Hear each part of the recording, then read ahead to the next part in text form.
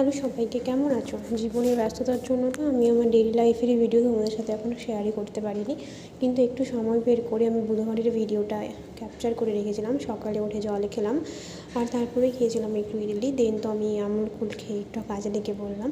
আমার হসপিটালটা একটু তোমাদের সাথে শেয়ার করে রাখলাম। এটা হলো আমার ডেস্ক, সেখানে আমি বসি। এখন হস্টেল লাইফের অনেক ভিডিওই আমি খুলে খুলে দেখি আর স্মৃতিগুলো আমার চোখের সামনে ভাসে। হয়তো হস্টেল লাইফটা ফিরে পাবো না, কিন্তু ভিডিওগুলো তো আছে যেটার মাধ্যমে আমি আমার স্মৃতিগুলোকে ফিরে পাবো। তো তাই আমি হসপিটালেরও কিছু কিছু ভিডিও তোমাদের সাথে শেয়ার করে রাখছি।